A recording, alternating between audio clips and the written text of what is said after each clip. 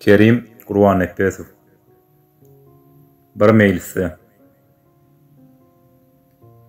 Yaş uly, yaş kiçi, bir topar kişi adamdan doludy otogyň içi. Boşapdy 5 sanak palagly çanak, çanaklaň deregine aýlandy çaýnak. Gök çaýyň başyna gyzışdy gurrun, plan yerden awdan gelýärdim bir gün. Goýberdim taýyny, uçurdum guşy, gara dağırdyly müň epiň başy. Gurrun adoglyk gaçyp dudy, ankydoda ýazdy, gurrun oýdy. Onýança ýerinden turdy da orad, diýdi. Bolsa hem ekeliň biraz.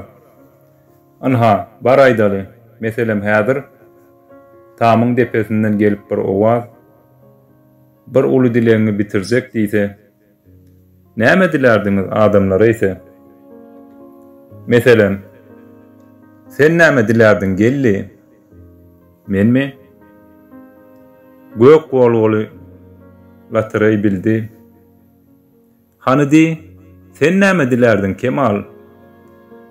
Uzyn boy ak güldü bir sahip Cemal. Yeri, sen näme dilerdiň Pena? Bir ogulçyk bolsa oňardym mena. Yeri, sen dileň nämedir çakmak? Menkimi? Jahana aýlanyp çykmak. Sana näme gerek? Ay ýa-da uýup gitdim. Ölýän çämijegim, bolaýsa mut. Yeri, sen dilegsiz oňjakmy çary? Bir oňat goňşynyň, zary men zary. Aho, sen dileň nämedir bäşim? 50-den 20, geläýse ýaşym. Garafay ekilli bolsady bary, bir ömür baky ýaşlyk diledi, bir palawdan soň çyşlyk diledi. Bir ýigit student bolara çemli, ertir fizikadan bäşlik diledi.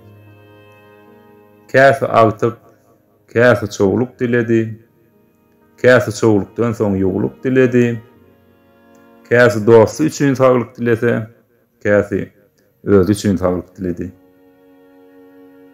Bir meger oğlun öýlenirjekdir, gyňaşlyk 10 tane ýaglyk diledi. Ay garal, hemme zat dilenip çykdy, gök bolgodan başlap gyňaşy çenli, ýöne welin akyl dilen bolmady, akyllan kösenýän ýok borusemli.